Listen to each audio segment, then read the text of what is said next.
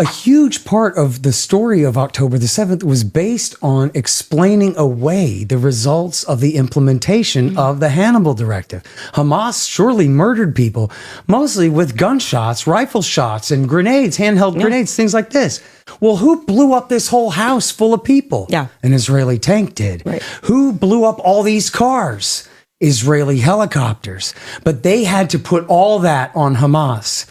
So they showed all this destruction. They said, oh, they tied up this family and then set them all on fire, and they cut off the heads of all these babies, and they elaborated all of this stuff. There was one baby that was killed by a gunshot through a door. Which is horrible. Absolutely horrible. And it was apparently a Hamas member who fired the shot and killed that baby. But what did they say? They claimed that there were 20 babies had their heads cut off, and then they were hung from a clothesline. They said that a woman, and this actually happened in the Dar Yassin massacre in 1948, the Israelis did this to Palestinians, cut the woman's stomach open and killed her baby.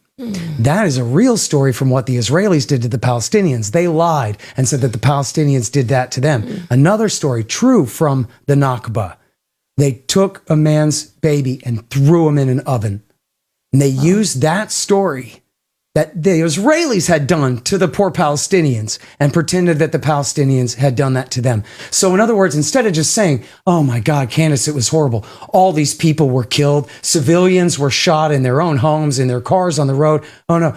No, instead it was, they tied children up and set them on fire. They cut the heads off of babies. They blew up these houses. They blew up all these people in their cars and all this stuff. And you're correct. My ex is filled with all of these videos of what they are now doing to Palestinian children, babies that are actually beheaded, babies that are actually burned, and America just turns the cheek. Yeah, they call it fake. Yeah, in my mentions, every day, they go, that's fake. They're a bunch of actors. Yeah. Oh yeah, the Gazan people right now are acting like they just got bombed. Water, they can't eat, they're starving, but everyone's just conspiring to pretend that this is happening. And like everyone from the ICC to the UN to everybody who is saying that this is actually happening. The journalists that have risked their lives to get these stories out, and our Western media won't cover it. And Candace, it is like the Waco massacre. It's disgusting. Every day. Imagine Bill Clinton burning Waco and then doing it again and again and again and again for a year. And they're just moving months. Settlers in instantly. Yeah. This was totally unplanned, guys, but we do have a group of settlers who are going to move in and take this land immediately,